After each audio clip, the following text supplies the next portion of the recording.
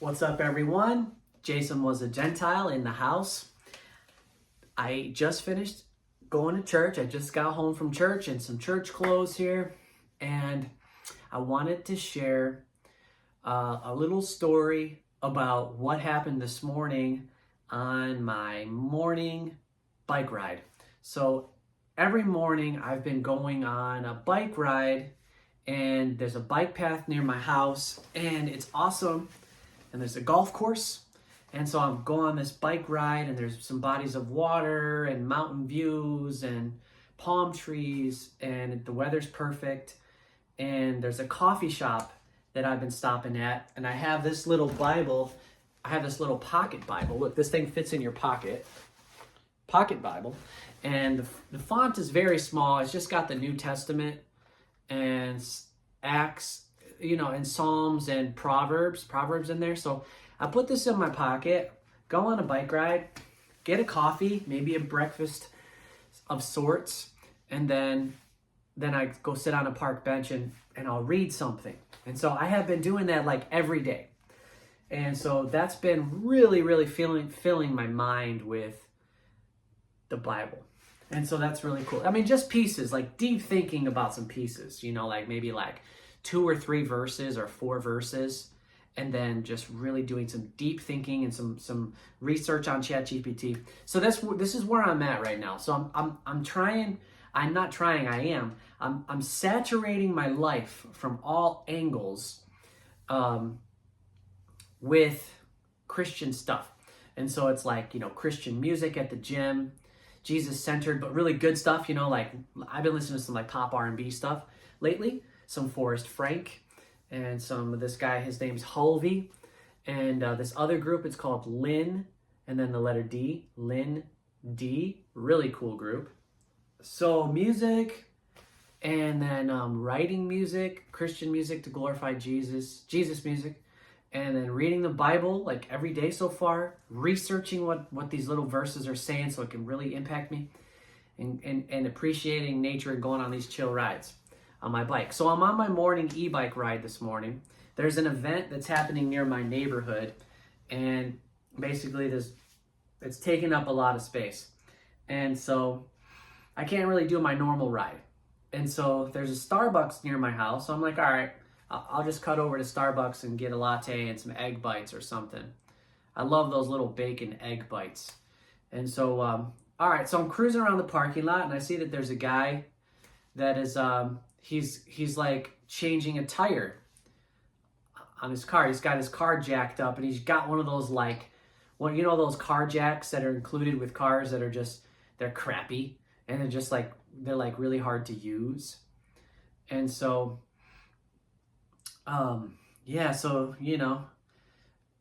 what other details can I share with you? So he's got his car, he's got the front tire off of it. And so I kind of do some laps back and forth, and I'm kind of thinking, should I see if I can help that guy? I don't know. I happen to have in my garage, I have like a really good car jack. It's really nice and really easy to use. It's not one of those crappy ones. So this is what I'm thinking. And so it's like, all right, well, I'll just roll up, and if he needs any help, however I can help him, if it's reasonable, I will. And so I ride up to him, and I was like, hey man, how's it going? And he's like, by the way, I'm a white guy. This is a black guy about my age. And so, 2 different races going on. Not that matters, doesn't matter, but we're definitely 2 different races. And so I how's it going, man? What's going on with you? And he's like, oh, he's trying to take the front tire off and put the front tire he's trying to change the front tire, he's trying to do some stuff. So what he's gonna do is he's gonna drop the car down without honestly, I don't know exactly what all, I know we had a flat tire. And so we came to the conclusion, so I said to him, I was like, how can I help you? And he was like, that second jack, if we could prop the whole side of the car up, then we could change the front tire and do a swap on the rear tire. And so, okay. And so I went and I got we got the jack, came back, and then I went to Starbucks to get some egg bites because he had to go do something. And then I get back and he's there, and then we get talking. I'm sorry it's taken me like 5 minutes to get to this point.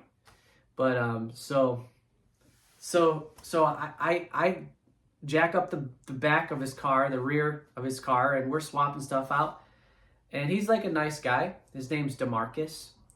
And I was like, as we were working, I was like, you know, taking off lug nuts and doing this and getting it going. It was probably about like, I would say like a 5 to 10 minute thing total. And so I was like, you know, man, because I got this sweatshirt that says God is good on the front. I was like, you know, man, I've been reading the Bible. I've been reading the Bible a lot, man. Just reading the Bible a ton. And he goes, oh yeah? And I was like, yeah. And I was like, you know, so I've just been reading so much. And so then when I saw you here, I started thinking about the parable of the Good Samaritan. I just did a deep dive on the parable of the Good Samaritan in this book I've been reading by John MacArthur. He talks about the parables, really deep dives on the parables. And so I unpacked it a little bit for the guy, and I was like, you know, the parable of the Good Samaritan is this guy who is a Samaritan. He's walking down this road. Now, this is a parable that Jesus told in his ministry, and it's documented in the Bible. And so he talks about there's this guy who's on the side of the road that he basically gets robbed by these thieves, and he's laying on the side of the road just pretty much about to die. With all his possessions are taken from him. He's just laying there. They left him for dead.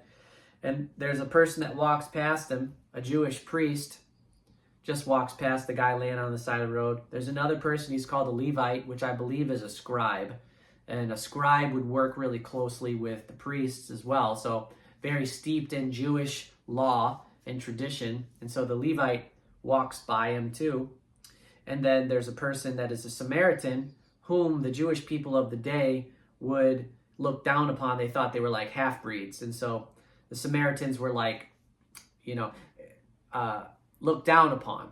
And so the Samaritan's walking down the road, sees the guy, picks him up, puts him on his donkey or horse, probably donkey, and then walks him to this, what we would call a hotel, and to an inn, bed and breakfast maybe is what we would call it today. And then he stays with him for a couple days and bandages him up and basically acts as his nurse for a couple days, like 2 days or so. And then he has to leave. So then he gives money to the innkeeper, and then he says, run up a tab, whatever the tab is, however much it costs for this dude when he gets ready to go, whatever it is, I'll be back and I'll pay the rest. And then he goes.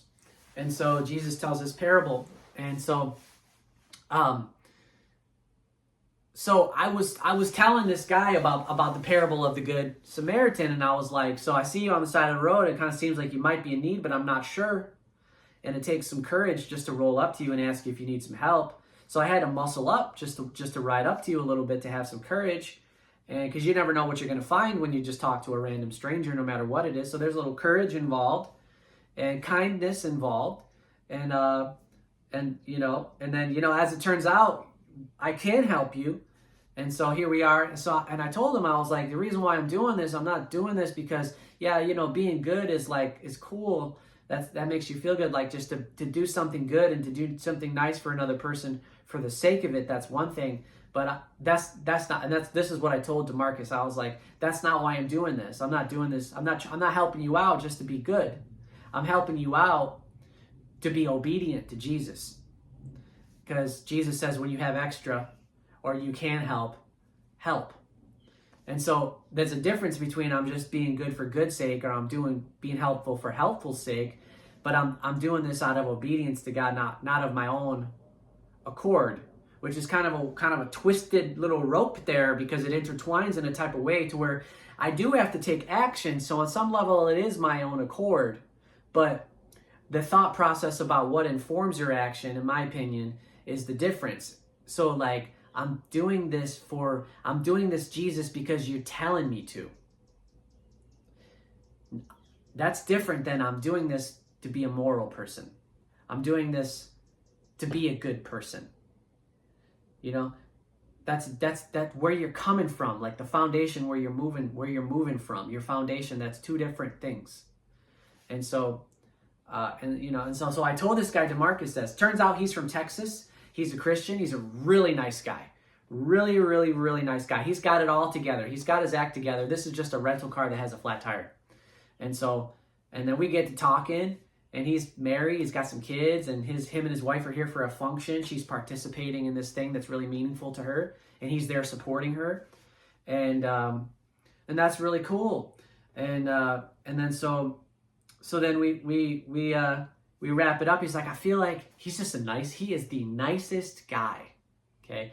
And the way, this is just a random guy that I met. I don't even know the guy, but because when you talk with someone, you can kind of tell by their communication style. And so he's direct enough, but he's also really freaking nice. And so he goes, man, you have no idea, because I was telling him about the Good Samaritan, and in between we just get to talk, and he's like, man, you have no idea what kind of day that I've been having today, man. He's like, I'm having the worst day. And he's like, and I don't really have bad days. Everything's dialed in. Everything's lined up in my life. I don't have bad days. Like I'm never on the side of the road with a flat tire. That doesn't happen in my life. It's like everything works out. I got everything lined up. And he goes, this morning, last night, we're just flown in town from Texas. We're staying at a resort. I got food poisoning last night. So I've been up all night puking from food poisoning. He was like, and then my wife had this event that we're here for, and I had to wake up at 4 a.m. after I've been up all night with food poisoning. And now at 4 a.m. and he's like, I'm tired. He's like, I'm dizzy. He's like taking a lug nut off of this tire. And he's like, as I lean forward like this, that makes me dizzy. I feel nauseous. And I was like, you have no idea how much this means to me. You're helping me. Okay, so maybe now that I'm recounting this, maybe the version of DeMarcus that I saw was dizzy, tired, stressed, nauseous DeMarcus. Maybe that's who I saw. Maybe he's a little more bombastic when he's not feeling that way, you know? And I was like, hey man, it is no problem. It's no problem. And then he's like, I'm so grateful, man. Thank you so much. Because I guess that second jack was a big deal. And so he said he could have called the rental company and they would come out, but it would take a long time for that all to happen. And for this to be able to just be solved right now, that's why it was a big deal. And he felt like crap. And he's trying to support his wife in this event that she's participating in. And so he's juggling all this stuff. And so, so that happened. And then we finished up. He's like, then we're standing there. He's like, well, I got to go because I got to go meet my wife over there. And then, and I was like, cool. And he was like, I feel like I want to give you some money, man. Like Cash App you or like give you some money or something. I want to repay you. And I was like, yeah, we can't do that. You know, I was like, that's not going to work. Don't need to do that. And he was insisting. He was like, no, man, I just really want to repay you, man. I just want to repay you. And I was like, here's a way that you could. And it just so happens that when I came home to get the car jack, I grabbed one of my Fruit of the Spirit challenge coins and put it in my pocket and ran out because I was like, oh, this is like totally a God thing. And I've got this Fruit of the Spirit coin. And so I said, you know what you could do? You know how you could repay? I took the coin out and I had it in my hand. My hand's all dirty. And my knees are dirty from getting on the ground and messing with this tire. His hands are dirty. And I put it in my hand and I hold it out. And I go, this is the Fruit of the Spirit. He's looking down and I was like, here, I'll say, take it. And he goes, oh, my hands are dirty. I was like, so what? So he takes it. Our hands are all black, from the dirt, from the brake dust, really. Takes it. And he's looking at it. I said, on one side is a tree. It says Galatians 5:22, 5:23. There's the fruit of the Spirit on the back of the characteristics of the fruit of the Spirit. And then he goes, love, peace, patience, kindness. And I was like, yes, you already know. All right. And I was like, while you're on your trip, or when you get home, sometime, have that in your pocket. And if there's somebody that needs this coin, that you feel like God wants you to give this coin to, and say whatever you have to say, that's how you can repay. He's like, that's easy enough. That's a piece of cake. And I was like, so the repayment is for you to serve Jesus in this way. That's what I said. He's like, yeah.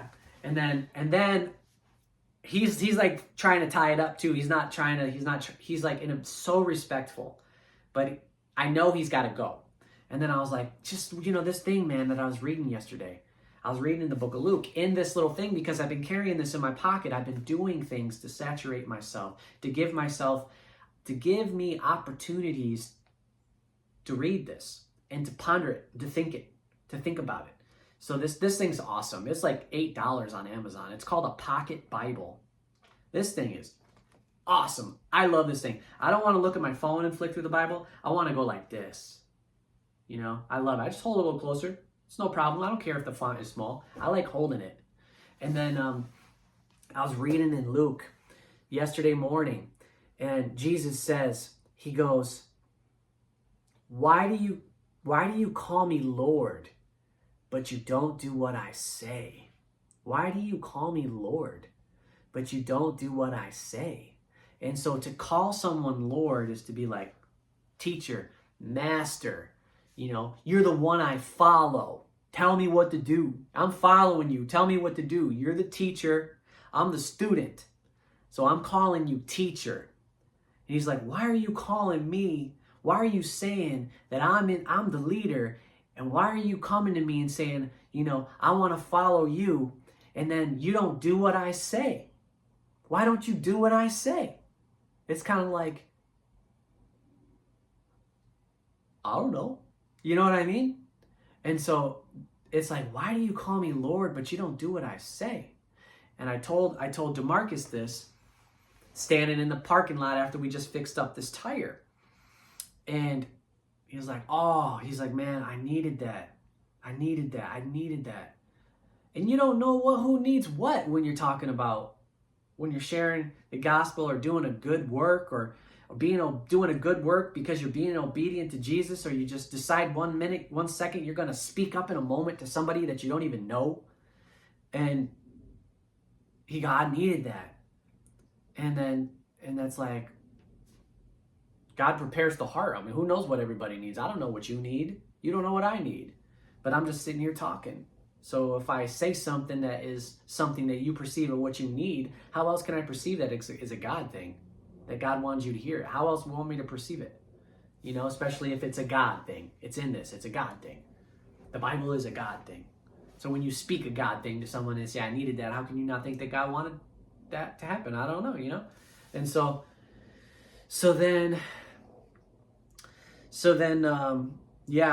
and then as I was leaving, actually all the way up to that point, we didn't know each other's names. And he goes, what is your name? And I said, my name's Jason. And I said, what's yours? And he goes, DeMarcus. And I was like, DeMarcus? He's like, yeah, DeMarcus. I was like, cool name, man. Fantastic. And he goes, all right, Jason, as we're leaving, getting into our cars. And then I go, Jason was a Gentile. I don't know why I just shot that out. Jason was a Gentile. And then he said something that blessed me. And this is where I'm going to end the video, this talking video. He said, he's quick and smart and respectful and kind. He goes, Jason the Good Samaritan. And I got in the car, and that hit me so hard, almost to tears. And I got in my truck, and I'm putting it in reverse, and I'm pulling out. I was like, Jason the Good Samaritan. And I waved to him, and then I'm like, Jason the Good Samaritan. Jason the Good Samaritan. I did not know that I was going to wake up this morning and be obedient to Jesus on my bike ride, and then have some dude from Texas being in need a little bit. It was a problem he could have solved on his own, but we just solved it quicker together. And then as we're riding away, he tells me, Jason the Good Samaritan. It makes me feel so good. And my motives were correct with this one. finally. My motives were, I've been studying you, Jesus. I'm studying you. You're the teacher. I'm the student.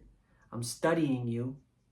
And what you did and said is preserved in the Bible. Real accounts, real actions, real people, historical account.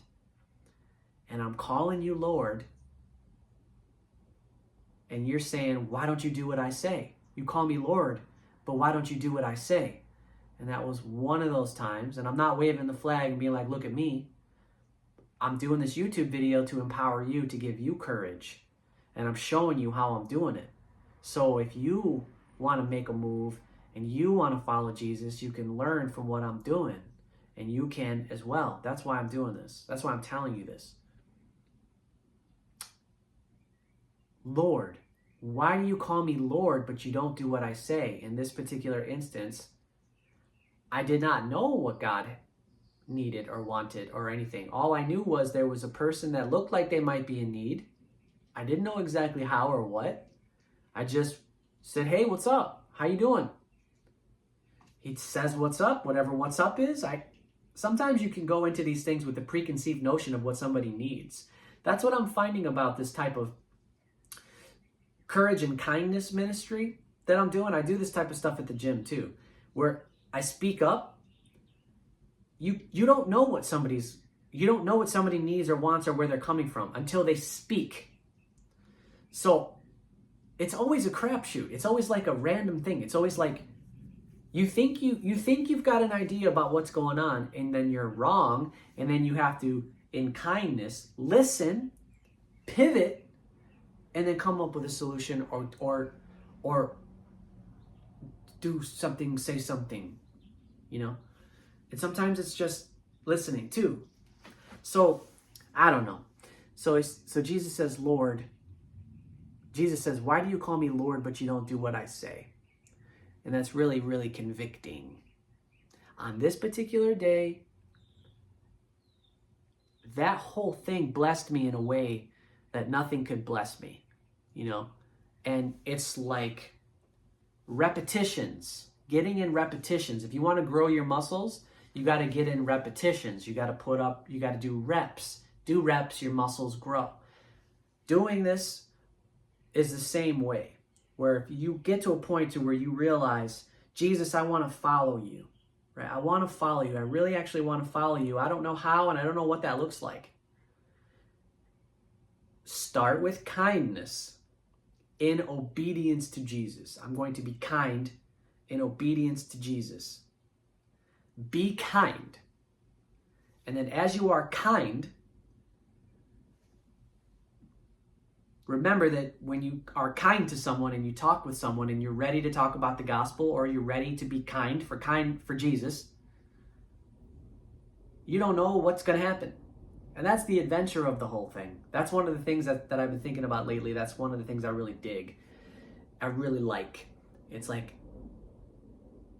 it's the adventure of it.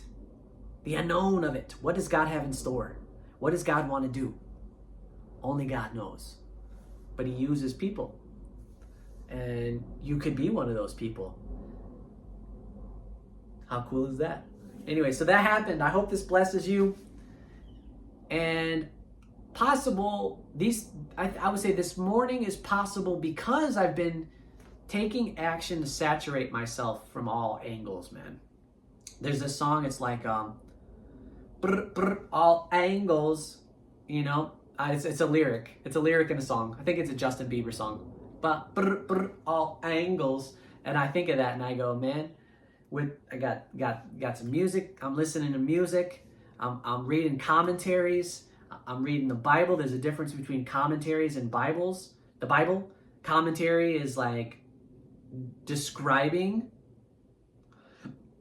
various things in the Bible, helping you understand, gain a deeper understanding. So I've been reading this commentary book by John MacArthur on the parables. So good. And yeah, so anyway, that's all. So I hope this blesses you, and stick around, and we'll see you on the next one. All right, bye.